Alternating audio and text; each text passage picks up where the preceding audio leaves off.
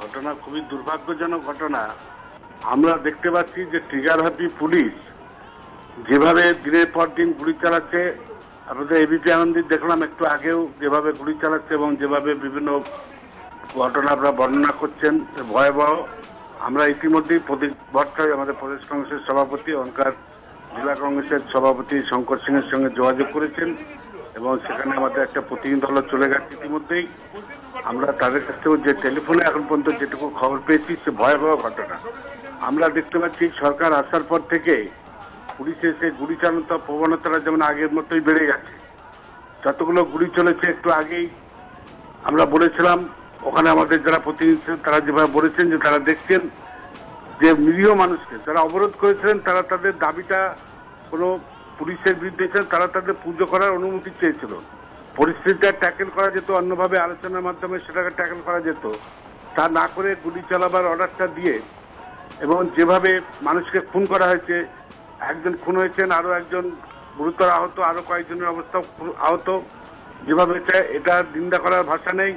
কারণ পুলিশের মধ্যে প্রবণতাটা বাড়ছে আমরা দেখতে পাচ্ছি। কারণ আগে যেভাবে সরকারের আমলে যেমন কাটোয়া তরুণ সামন্তকে গুলি করে মারল যে পুলিশ অফিসার, তিনি বহাল তবিয়তে ঘুরে গেলেন মানুষের চোখে ধুলো দেওয়ার জন্য, কিছুদিনের জন্য তাকে সাসপেন্ড করা হলো বাম জামানায়। নন্দীগ্রামে তাই গুলি চালানোকে এই সরকার, আগের সরকার সমর্থন করলেন। বর্তমান সরকারও ঠিক একইভাবে হাঁসখালিতে বগুলাতে যেভাবে একটা মহিলা খুন হলেন, দক্ষিণ চব্বিশ পরগনায় বিদ্যুতের লাইন সংযোগকে কেন্দ্র করে যেভাবে সেখানে গুলি চললো, মানুষ মরল। আবার কদিন আগে দুবরাজপুরে যে ভয়াবহ ঘটনা ঘটেছে, প্রত্যেকটি ক্ষেত্রেই সরকার অপরাধীদের শাস্তিমূলক ব্যবস্থা না নিয়ে পুলিশের গুলি চালানোকে যেভাবে সাফাই দিয়েছেন এবং পুলিশ গুলি চালিয়ে মানুষকে খুন করার পরও নির্লজ্জ বেহায়া সরকার যেভাবে গুলি চালানো হয় না বলে মিথ্যা কথা মানুষকে বলছেন, এটা আরো বেশি অপরাধ। গুলি চালানো থেকে সরকারের এই ভূমিকা আরো বেশি জঘন্য, আরো বেশি নিন্দনীয়। পুলিশ গুলি চালাবে এই সরকারের আমলে, তাদের বিরুদ্ধে শাস্তির কোনো ব্যবস্থা নেই।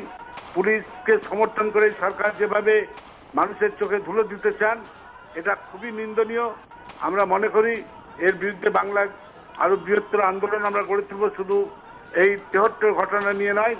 যেভাবে পুলিশি সন্ত্রাস, পুলিশি নির্যাতন, পুলিশ মহিলাদের উপর আক্রমণ করছে, দিনের পর দিন এই সরকারের একটা যেন মানে ভয়ঙ্কর অবস্থার মধ্যে দিয়ে আমরা রয়েছে এই রাজ্যে। আমরা ভাবতে পারিনি যে আমাদের মুখ্যমন্ত্রী এত তাড়াতাড়ি অমানবিক হয়ে যাবেন।